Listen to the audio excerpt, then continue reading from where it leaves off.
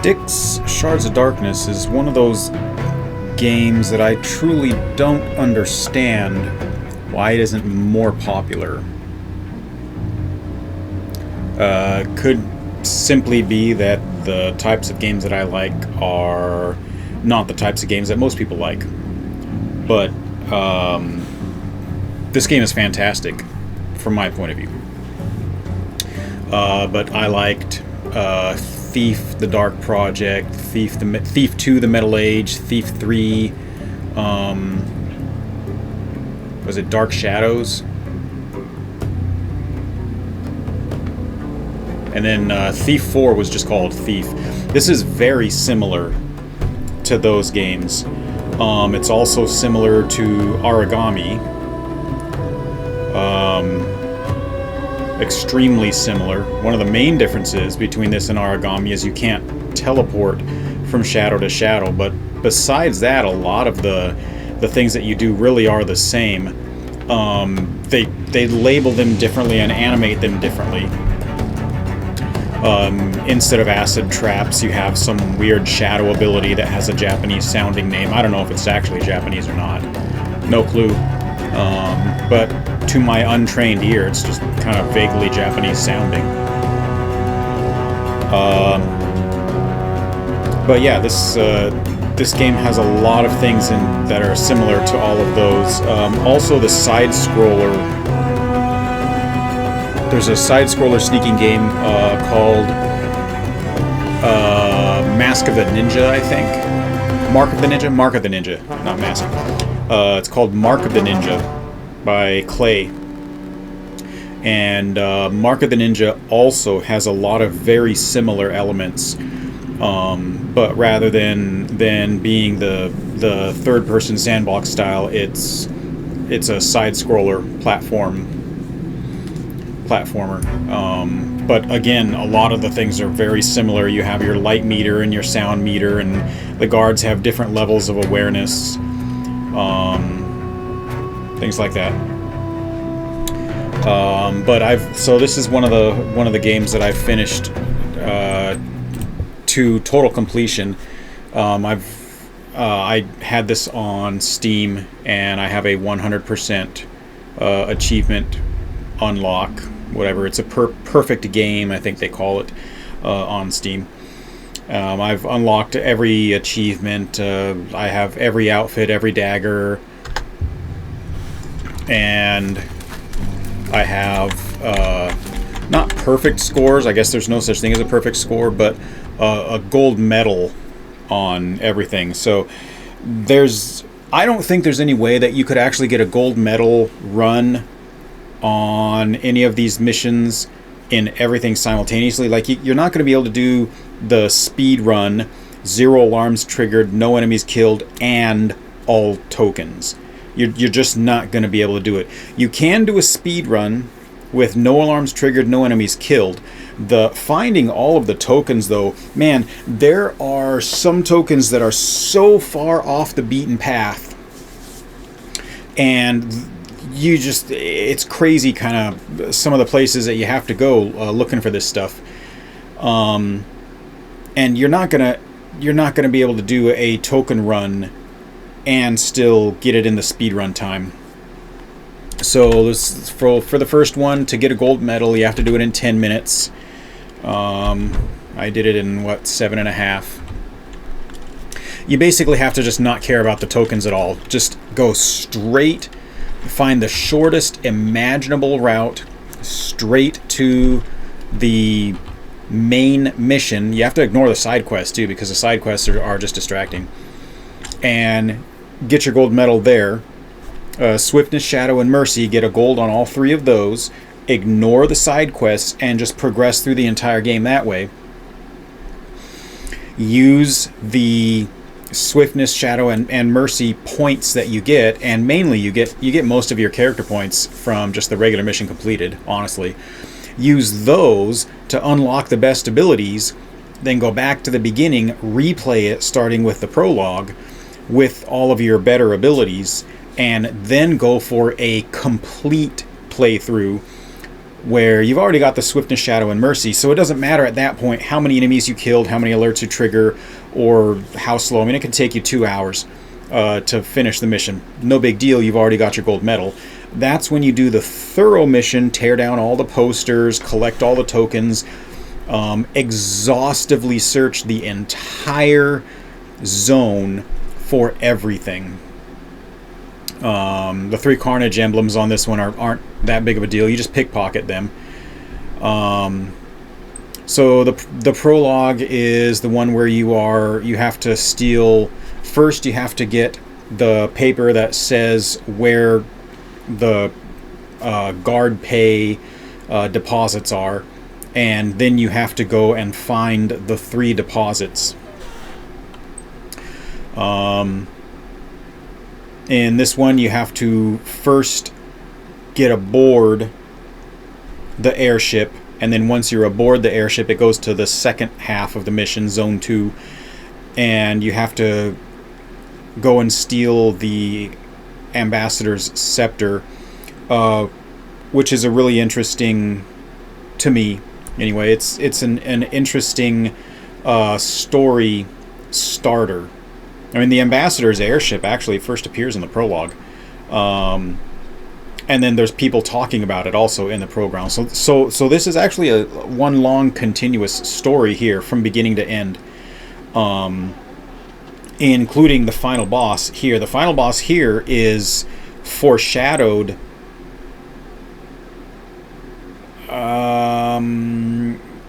either in mission 2 or 3. Is it 2 or 3? I think it's 3. In mission 3, if you watch the cutscene closely, you will actually see the final boss. But if you're not watching closely, you'll miss it. I didn't notice it the first time through. I didn't even know it was there until I was playing through again. I've played through several times now, and then I went, "Oh, wait a minute! That wasn't that the." Yep, yes, it was. So it's a nice storyline. The storyline is continuous through the entire thing and makes sense, which is nice. So Revelations, you infiltrate the airship, and then you move through in the second half you move through the airship and get the Ambassador's Scepter and then escape. Korengar is the dark elf, not the other elf, I guess, city, and you have to infiltrate the city, forge the customs logbook to make it look like a certain airship is coming in, and then you have to steal a entry badge for the captain of the ship. In diplomacy, you have to arrange to attend a diplomatic summit, and that's the reason you're in Korengar in the first place, is the Dark Elves have invited a bunch of people to a diplomatic summit, and here you find out what the requirements are in order to get into the diplomatic summit, and so you have to steal the stuff that will get you in. A uniform and then a special pass, because even if you have a Dark Elf uniform, they're not just allowing any Dark Elf in, they're only allowing Dark Elves with a certain badge to get in, a certain pin or something. And then the summit itself, where shenanigans happen, and you then go and after the shenanigans happen at the summit. I'm trying to do this without spoiling anything. I'm not sure I can. After the shenanigans at the summit, then you descend further into the city, because the bad guy that you talk to, he turns out to be kind of a trickster type. He's not bad, he's not good, he's his own side, I guess. Tells you to go deeper into the subterranean levels of the city, into the mines, and so you do. And then that ends with a colossal battle, boss fight. That's boss fight number 1, which is honestly not that hard, but for some reason a lot of people have trouble with it, and I don't really know why. I don't know what the problem is with it. So the 15 minutes, like, it's, you have to go fast in order to do it, and then also get the boss fight in time. You definitely have to be moving. So that one I did 13, and gold medal level you have to do 15 or less. This one is 10 minutes, and I did it in 9:22, so I barely got that one. This one is 15 minutes. I did it in 10:17. That one's fairly easy to get the speed run. 12 minutes, and I did it in 11:53. I just barely got in a speed run on this one. Just barely. I had 7 seconds left. And then this one I had plenty of time. 10 minutes, and I did it in 7:21. So here, after the boss fight, well, you're caught in Korengar, and you have to escape. And the way you escape is by being imprisoned. You fake being a prisoner, and so you lose all your gear, and then you have to escape without any gear at all. Absolutely nothing. Which is cool. I mean, they take it and stand it on its head and say, okay, well, you have all this fancy gear that lets you do things. Now do it without the gear. Yeah, you actually can do it. So that was pretty cool. And the speed run time was 15 minutes, and I did it in 6:11. So really, this one is super, super easy to do a speed run on. I did it in less than half of the speed run time, 15 minutes, and I did it in 6:11. So you escape the prison and end up in a dwarf town, and then you have to escape the dwarf town. And dwarves, so humans and dark elves can see and hear goblins. Dwarves can see and hear and smell goblins. So everywhere that you move, you leave a trail of a scent that lasts for a short time, a minute or less, before the scent disappears. And the dwarves, if there's a patrolling dwarf that wanders through that area, then he can actually smell that you've been in that area recently, and he will follow the scent. So you can't hang out in a place indefinitely. They will smell you and track you down. So once you escape the hunter's village, the dwarf village there, you're back home. And once back home, the lady that hired you to go into Korengar, well, the one who was going to pay you while she was there in Korengar, and then the Dark Elf City, and then trying to escape, 2 of her lieutenants took over her organization. And so in this one, you have to go and assassinate them so that she can take her organization back. And it doesn't work out so well, and you end up captured, and then you have to do a bunch more, not really boss battles, but kind of miniature puzzle sorts of things, like trap rooms filled with all sorts of traps and things like that. And it's a very low-key, extremely low-key mission. There's not a lot of people wandering around, not a lot of patrolling guards that you have to avoid or anything. There's a lot of platforming on this one. A lot of jumping around and avoiding swinging traps and whirling traps and flame-spitting traps and all sorts of things. So it's a platformer, this one. And then you're back in Korengar. And so hopefully you have a fairly good understanding of the layout of Korengar. The docks, you actually don't go back to the docks, but you do go back to the noble quarter, especially the noble quarter and the sanctuary. So hopefully you remember what those are like, because the layout hasn't changed much at all. But let's see. So Smell of Freedom, 25 minutes was the speed run. I did it in 19:29. Manipulation, that was another super easy one. I got almost half the time. Sabotage, another fairly easy one. 25 minutes was the limit. 14:41. was what you did. And sabotage, honestly, is one of the most important ones for going back and then completing the game with everything. If you can get to sabotage and then get the Cloak of Invisibility, that's a game changer. Total game changer. Once you have the Cloak of Invisibility, you can go back through and do basically anything you want. It doesn't make you invincible at all. It makes you invisible if you're standing still. You can stand still, do absolutely nothing, and be invisible, and it doesn't consume amber. And so it's a huge game changer, because like even the heavy armored guards, you can take them out just like nothing. You can just bam, bam, bam, bam, bam, bam, mow them down like nothing, because you're not consuming amber to be invisible.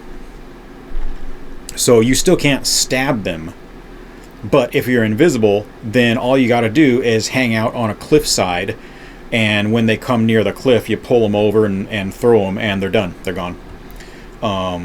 And when you can be invisible non-stop, then it's not hard to hang out on a cliff, hanging out on the edge of a cliff, and throw them over. When you're not invisible, they sometimes can see you, and then they'll grab you and slit your throat, and that's that. If you're on the high difficulty level. I haven't played this on anything except like the Goblin or whatever. I don't remember what the difficulties are called.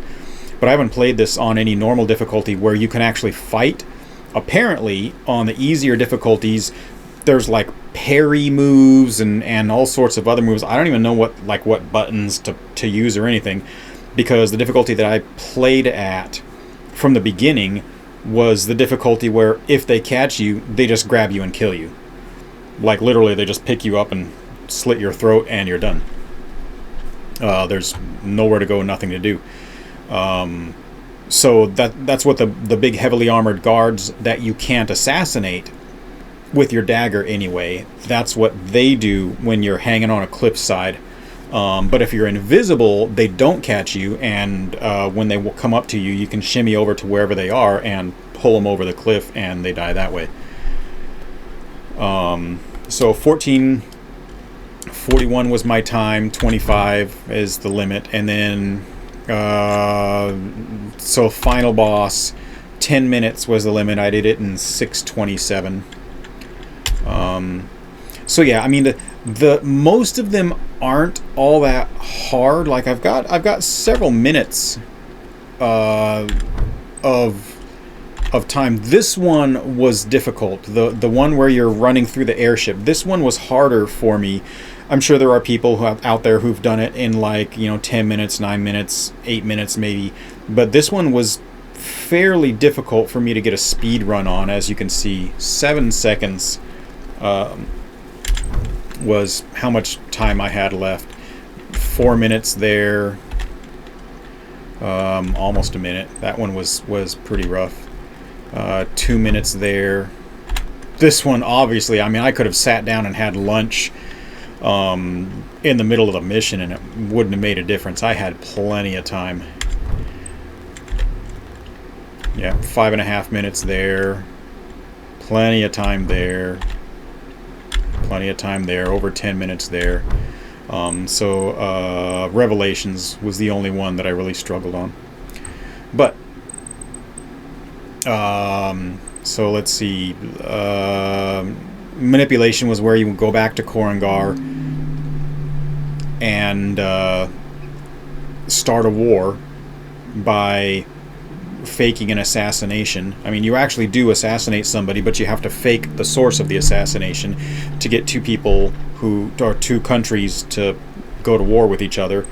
And then after they go to war with each other, then you go back and blow them up, blow up the Dark Elf place. And that's what this mission is all about. And then this is actually just on the way out. On the way out, after blowing everything up, then you have your final boss battle. The boss that you see for the first time in Diplomacy. In the cutscene in Diplomacy, you see the final boss. But yeah. So that's that. And so here I am wearing the Cloak of Invisibility.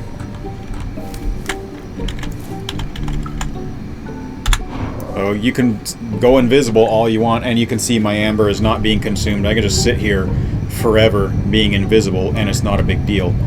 But the instant you move, even if you just barely twitch, look at that. See the amber going down there just when you're just twitching forward. So you can do things like come over here if there's a guard, like if there's an armored guard somewhere near you, you come over here and you bust out one of these. Until you have his attention, or her attention, and then you do this. Just hang out like that, and when the guard comes on over to investigate the noise that you made, then you grab them and pull them over, and they go, ah, and they fall down there, and they actually disappear off the screen. You can't see them fall all the way down.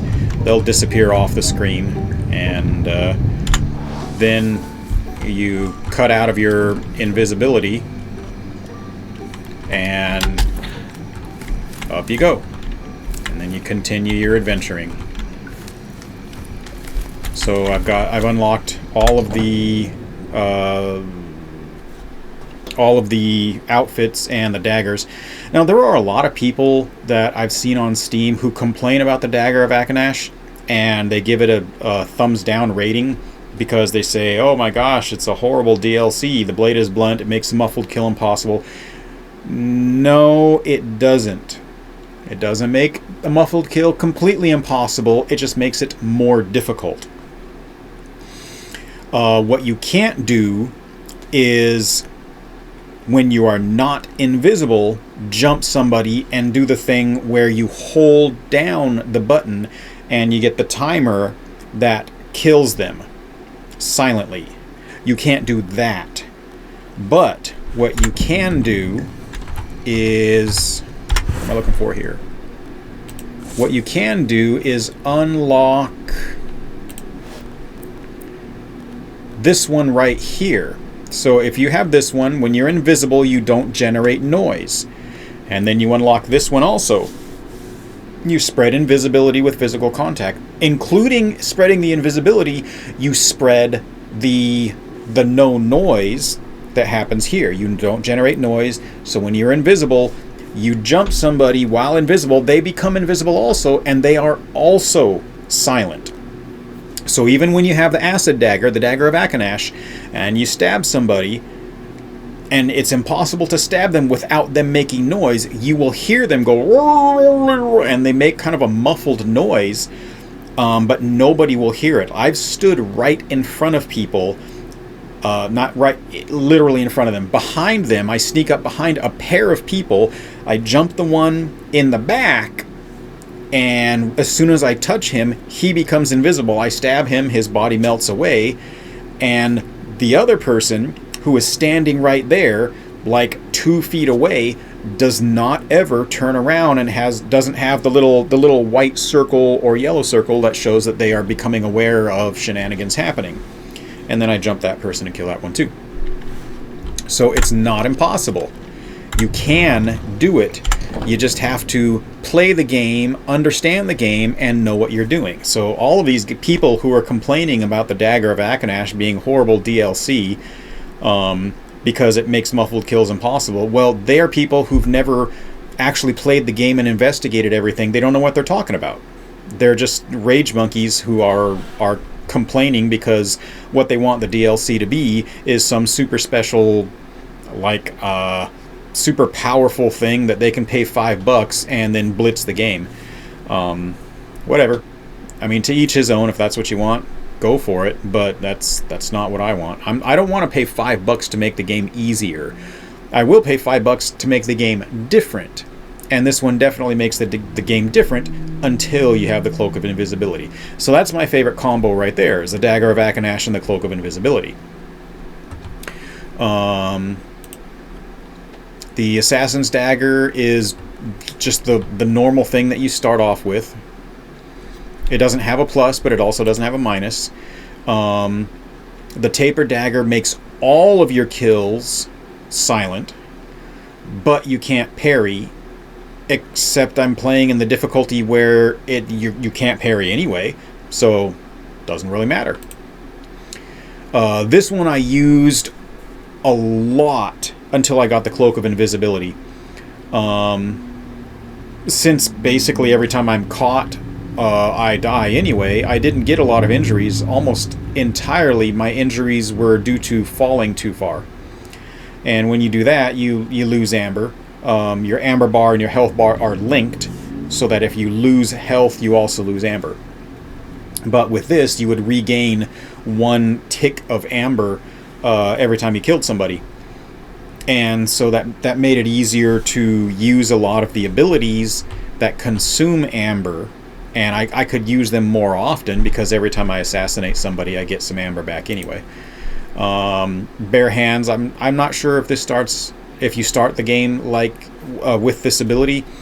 But I know that you have it after the jail, where you're in the goblin prison, and you're like, you have none of your gear at all. But I don't know if you could do this from the beginning. I didn't really check. So yeah, those are the daggers. Your normal starting dagger, the silent dagger, but you can't fight with it. You can't parry. The one that gives you amber, but you can also lose amber. And then another sneeze. And then barehanded. And then the acid dagger. Now, as far as the outfits, the Cloak of Invisibility, if you are not moving, you can stay invisible and you don't consume amber. So instead of being timed, amber is consumed according to movement. So if I roll forward, I'll consume like almost an entire bar of amber in the course of the roll. If I just twitch forward a little bit, I'll consume like pixels of amber. You do take more damage, but since I was playing on a difficulty where if they catch you, they just kill you, one hit kill, they one-shot you all the time, that didn't really affect me at all. Didn't care. There, you're naked. That's from the prison level. This is the DLC that goes with that, the Akanesh outfit. It increases the health of your clones, like the amount of time. I'm not sure if it's the amount of time that they're in, or if it's the health overall that the clone has before it dies. I feel like it's the amount of time that they're out, the green bar, the green countdown bar. But I'm not 100% certain on this. But I believe that the green countdown bar only counts for the amount of time that you are actively controlling your clone. I'm pretty sure that if you vomit up a clone and you don't control the clone, you just walk off and you do your thing and you leave your clone there, I'm pretty sure that the green countdown timer never starts and it doesn't go down. Because I've thrown up a clone and then run off, and I spend 5 or 6 minutes doing something, and then I do the rebirth ability, get born back into teleport into my clone, and my clone is still there, and I'm pretty sure I can't control my clone for 5 minutes. But if you just leave your clone in a corner somewhere, in a dark corner where it's not going to get touched or caught, then you can kind of use that as a teleporter. You can't teleport to a place you've never been before, but if you need to get to a place where you are right now, you need to get back to that place, clone is the way to go. So like in the sabotage mission, where you have to infiltrate deep into this place and sabotage their bank, and then get all the way back out. Well, really the easiest thing to do, since you have to get back out to the beginning anyway, the easiest thing to do is just to throw up a clone right at the beginning, go through the entire mission, do your thing, and then just teleport back into your clone. And you don't have to like re-infiltrate or de-infiltrate, whatever, exfiltrate, through all of the same stuff, fighting all the same people, avoiding all of the same guards on patrol to get all the way back. You just disappear where you are, poof, and there you are back where your clone was at the very beginning. That's one of the best tricks for speed running. Use your clones. Throw them up where you need to be, and then go through, do your thing, and then disintegrate and reintegrate into your clone. Honestly, that's the best way to do the speed runs, is to do that. One of the reasons that the mission where you're in the airship was so close to the time limit for me is because you don't actually go back to where you started. You have to continue past where the mission goal was in order to reach your exfiltration point. So obviously the clone trick doesn't work there, but almost all of the other missions, so Korangar doesn't work in Korangar either, because you start outside of Korangar and you have to break into Korangar. But most of the other places, most of the other missions, like, there are plenty of places where you can throw up your clone and then go and do something you need to do and then teleport back to your clone, and you save yourself at least a minute, maybe 2 minutes by doing that, instead of having to move all the way through the thing. Oh, actually, you know what? No, Korangar. So you can't use your clone at the very beginning of Korangar, but what you can do is you go and you forge the customs book to make it look like that airship that's actually infiltrating is expected, and then you get the entry badge. And then after you get those two, you throw up a clone right there, and then you run all the way up to where you need to give the signal for the ship to come in. Give the signal that you've accomplished your mission, and the ship comes in. Once you've run up there and given the signal, then disintegrate there, reintegrate as your clone, and you've saved yourself the entire run from where you just send the signal all the way back to the dock where the ship pulls in and you have to do the actual handoff of the badge. And you save yourself a ton of time by doing that. So yeah, use your clones. Clones are like your single best trick for the speed runs. I don't think there's any other ability tree that is as useful as the clones for speed running. And the Akanesh outfit increases the life of the clones. I don't know if it's the length of the clones or the health of the clones. But I didn't use it that much. This is just your starting thing. It doesn't give you a plus, but it doesn't give you a minus either. This I used almost exclusively through the entire game until I got the Cloak of Invisibility. I love all of the gear, all the traps and tricks and everything. Man, I consumed stuff like mad. I used so much of that stuff. And so the Alchemist Toolbox is cool because it's a crafting table that you're actually wearing. So anywhere you are, you can just go into the menu and then use it as if you're at a crafting table, and it allows you to craft in place. You know, I'm not sure if you could do it like if you're hanging from a cliff, although it'd be funny if you could. But you can do it when you're hidden, when you're crouched down hidden. You can do it when you're standing on top of a ledge somewhere, you know, perched on a pole somewhere on 1 foot. You just bust out your Alchemist Toolbox and, you know, craft yourself some arrows and a couple of acid traps and maybe a lock pick or two and a vial of acid and health potion and a couple of amber potions. Hey, because why not? Got time to spare, right? Downside is that you're noisy, and this is not 100% accurate. You don't generate more noise when you run. You generate more noise, period. It's not just when you're running. Now, when you're running, you sound like a pickup with a bed full of spare parts driving down a cobblestone street. Your noise is just like ka-chang, ka-chang. It's ridiculous. But I'm pretty certain that even when you are not running, you're noisier.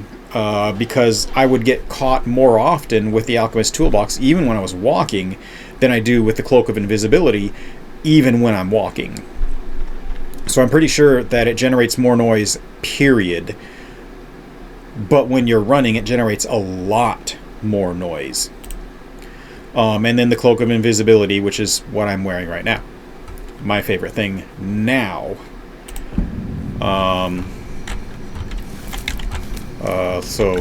Crafting desk. If you're wearing the Alchemist outfit, then you're carrying a crafting desk with you. And then skills. Alright, so everything is unlocked. When you get the ultimate skill on every single one of these 5 things, you don't have to unlock the entire tree, only the ultimate skill. Then you get this right here, unlockable, but you have to have 2 quartzes and 500 points in order to get it, which you regenerate amber. So here, go over here, and we'll do this. Burn through amber here.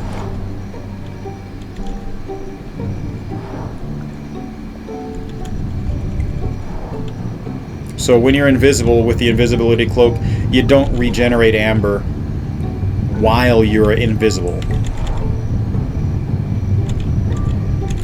But here, you can see how quickly the amber regenerates. It doesn't look like it regenerates that fast. It looks like it regenerates about at a snail's pace. Maybe slightly slower, maybe like a pond scum pace. But you'd be surprised when you're playing the game how quickly that thing maxes out and you're full again and you don't even realize it. You're walking around when you don't need to be using your amber. You're just walking around doing your thing, and then you turn around and go, oh, hey, there's a heavy guard, I need to disappear, and then go hang on this cliff. Whistle first, and then disappear, and then hang over this cliff. And when they come to investigate the whistle, then pull them over, and you'll look down and you'll be like, oh, I got full amber, I'm good. So yeah, I mean, just in this amount of time, it's at 5 of 6, so it regenerates quickly. But yeah, that's like your ultimate ability there. The last 2 that I got, the very last ones, because they just didn't matter, like allowing Styx to parry attacks by guards with greater ease. But I don't know. I don't even know how to parry. Like, what button do you use? So yeah, on the highest difficulty, you can't parry anyway. So, and this one also, the rolls. So, like, you don't dodge attacks. If a guard sees you, he goes, hey, and he picks you up and slices your throat that fast. So, what difference does it make? Those were the very last 2 that I got. Now, the ones where you have to choose a health gauge going from 6 to 8 kind of didn't matter to me because they can kill you in one hit anyway. So what do I care whether my health gauge is 6 or 8? So you have to choose which one you get, and obviously I chose the one where you vanish in like a puff of smoke, and then you reappear in a puff of smoke right in front of the person you're assassinating, and start your assassination run. So you can assassinate them from further away. That obviously was going to work better for me. Ethereal Dodge, well, okay, I'm not sure that ever has actually happened. If it did happen, I wasn't even aware of it. This I did, I think, one time, but I don't spend a lot of time sitting around in closets.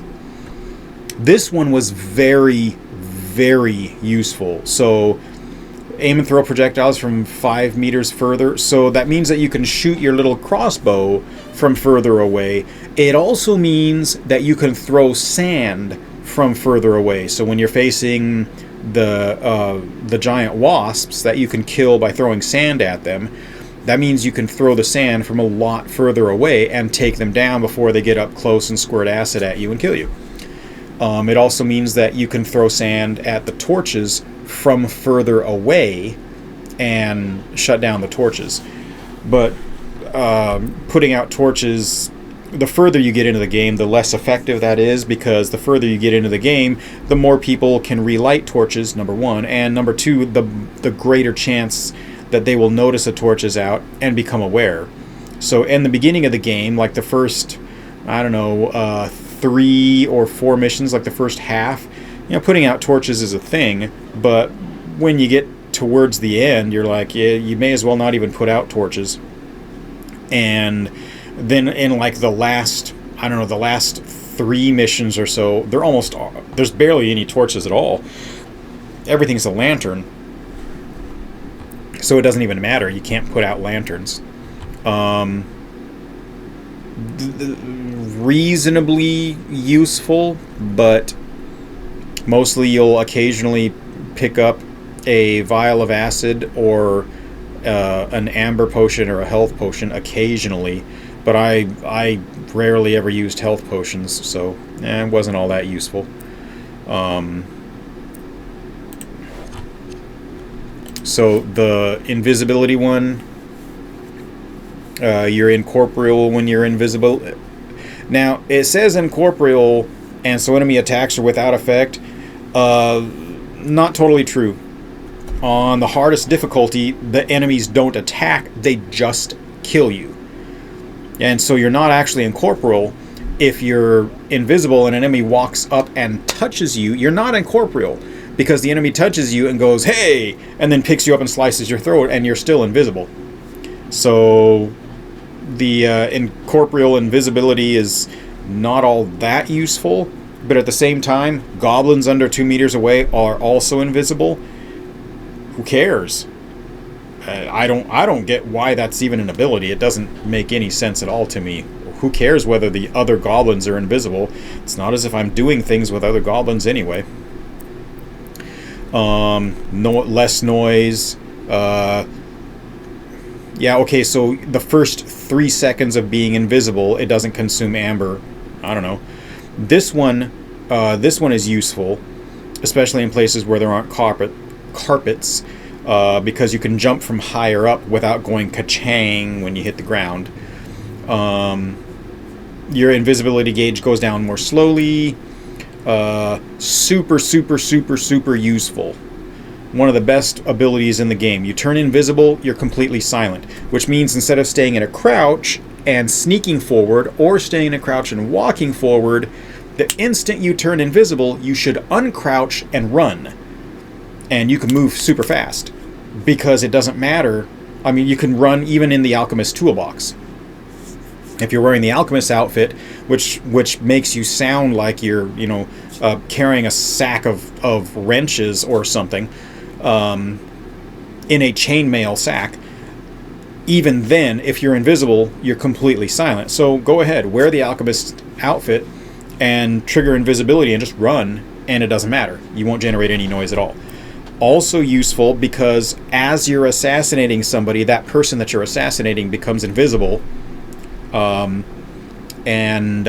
people don't see him being killed. And if you combine that with the acid dagger, the Dagger of Akanash, so that the body dissolves, well, then there's no evidence.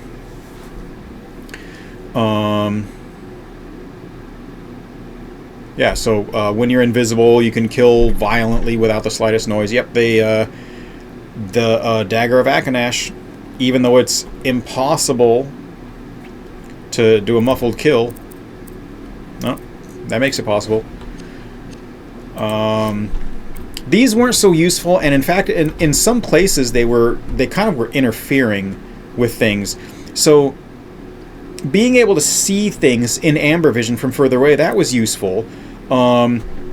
This actually was surprisingly useful. There were times when I didn't think to use amber vision. I'd walk into a room and look around the room and go, I don't see anything.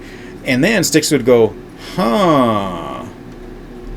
And that's your clue that there's something in that room that you didn't see, and maybe trigger your amber vision and then look around and see what it is.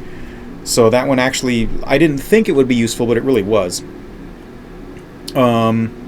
I don't know exactly mechanically how this one works, so I probably shouldn't say anything about it. Supposedly you're stealthier. What it actually does, I don't know. Your ability to sense an enemy, okay, that's great if that's like amber vision or something like that.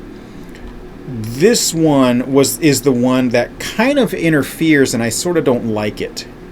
It kind of interferes with the game, because when a guard goes walking by, you see this kind of wispy waft of smoke that trails after them, and if you didn't see the guard, you know there's a guard there, which I suppose that's kind of handy, because you can still see the trail of smoke going after them for I don't know, like 10 or 15 seconds, maybe 20 seconds before it dissolves, dissipates. The problem, though, is that there were often times when I was looking around in a room trying to find something, looking for like a rope up, or looking for something that I needed to steal from a tabletop or something like that, looking for tokens. And that smoke interfered with everything. Even when you go into amber vision, the smoke interferes with your vision. And so that part of it I kind of didn't like. Footsteps, they appear through walls as little white rings on the ground. So when you hear somebody going tap, tap, tap, tap, tap as they're walking along, if you look in the direction, if you have stereo speakers, you look in that direction, you can see little white rings that show you where it is. And then here it's, the footsteps and everything are automatic. You don't have to use amber vision to see it. So you can see tokens through walls. Okay, that's great when you're doing the thief thing, and if you're going for a gold thing and you're trying to find the tokens. But if you've already found all the tokens, then it has actually no purpose at all. So absolutely one of the best trees, 100%, if you use it. Cocoons, massive early game benefit, because if you find a place that you can't get to, rather than generating a clone where you are at, taking control of the clone and walking over or trying to sneak over to somewhere, or to sneak through something, if there's like a guard that you can't get to or whatever, throw the cocoon past them into the little dark spot that you need to get to, and then take control of the clone, do whatever it is you need to do, and then vanish, dissipate the clone, and go back to yourself. So yeah, the cocoon, huge. This is the thing that I was telling you about for speed runs, where you disintegrate where you are and reintegrate in the clone's body. Super useful for speed runs. Don't really care, don't take a lot of damage.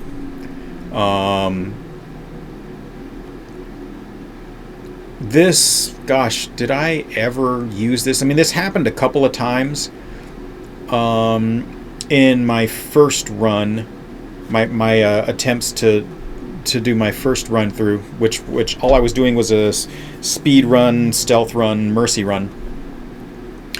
And anytime it happened anyway, I would just reload a save game, because obviously if somebody killed me, then there was an alarm sounded, and that ruined my stealth run.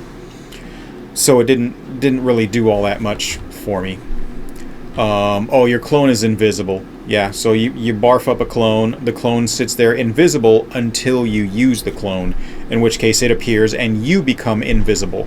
So only one of you is visible at a time. Now the smoke tree, or the smoke half of this tree, I don't know what it ever accomplished. Because I didn't use it, like, basically at all. Like, anytime I did something with a clone and then the clone died and ended up leaving behind a smoke trail, it never really mattered anyway. Like the boss battle, I threw a cocoon over to a lever that I needed to pull because the boss was destroying me, and I tried it like 20 times and couldn't do it, so I threw a cocoon. The cocoon hatched into a clone. The clone was invisible until I took over the clone, and then the instant I took over the clone, I pulled the lever, and the boss killed the clone, and it went back to... So the control went back to me as Styx, but the lever was pulled.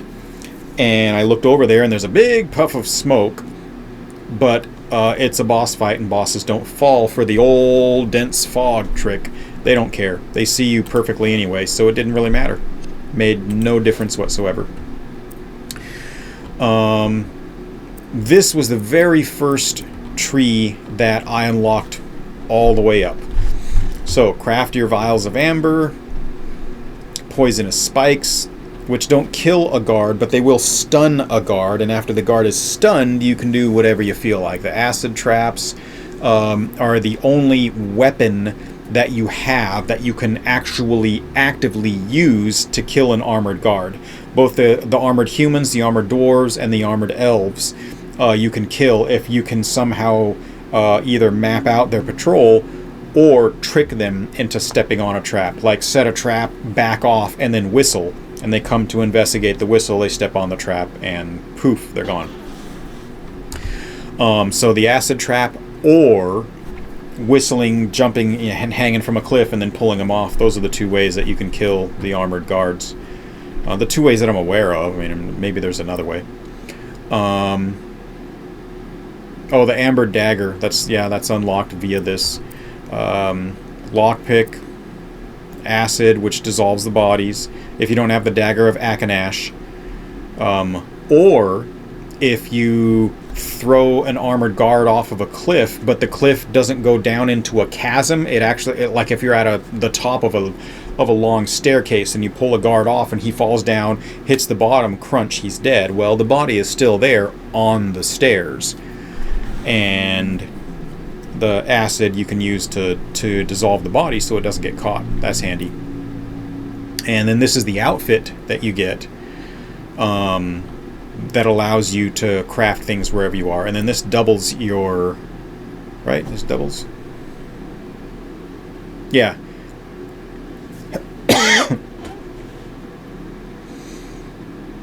So I did the Vagabond's Carryall, not the Amber Mixture. I don't need the Amber Gauge all the way up to 8. Just like on that other tree, I don't need the health gauge up. So I didn't do Amber Mixture. I did the Vagabond's Carryall because I use gear all the time. So 5 additional raw materials and 2 additional items. So instead of 3 of each thing, I can carry 5 of each thing. And instead of 15 of each ingredient, I can carry 20 of each ingredient. This, combined with the Alchemist Toolbox, fantastic. That's a combo. That's a major combo right there. So yeah, this was the first thing. I unlocked the entire thing all the way up to there. That was my first quartz spend. And it was worth every penny. So that's where things stood there at the end. And yeah, so to me this game was really close to a perfect game as far as the game design. I've read some Steam reviews that said that it was lazy game design because they repeated some levels. Like you go to Thobin and later on you go back to Thobin again, and people, I guess, are really upset that the developers use the same map. You go back to the same map.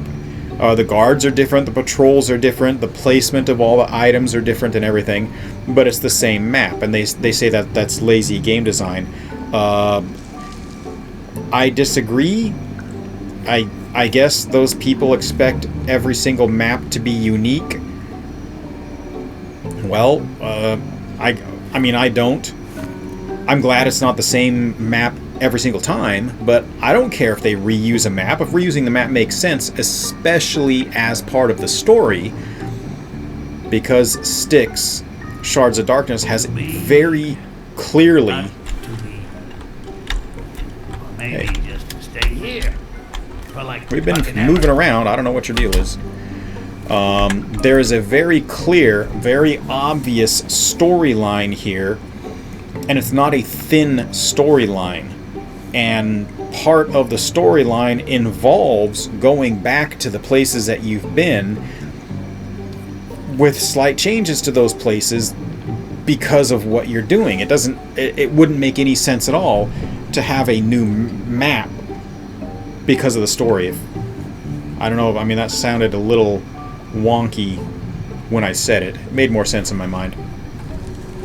So I'm not sure that I believe that it's just lazy game design. I don't know, maybe they were running low on funding and they needed to get the game out and generate some revenue, and so they intended to have a different game design or level, but instead they just recycle an old level.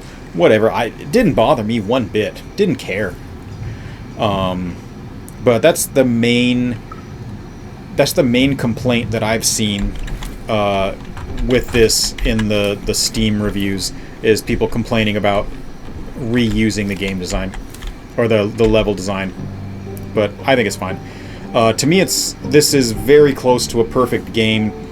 There aren't, like, the cutscenes add to the game, conversations add to the game, everything, every part of the game increases the game's playability and replayability. There isn't anything that I can think of that is just a shrug. Why'd they add that to the game? I don't know. It just doesn't make any sense.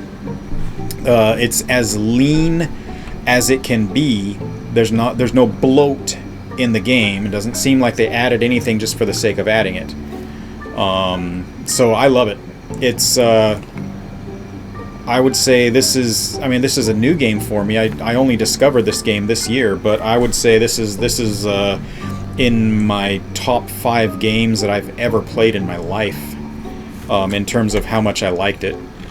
Your mileage may vary, but if you're into things like Thief: The Dark Prophecy, Thief: The Metal Age, Mark of the Ninja, Origami, if you're into those sorts of games, you will. My prediction, I can't guarantee, but my prediction is that you will like Styx: Shards of Darkness. And as far as I'm concerned, unless you're just one of those first-person shooter junkies who wants to sit there and mash buttons as fast as you can, and have no substance at all in your game, if you're one of those, stick to the first-person shooters. Just go and do your button mashing. Everybody else, I would encourage you to give it a try. I think you would enjoy it very much.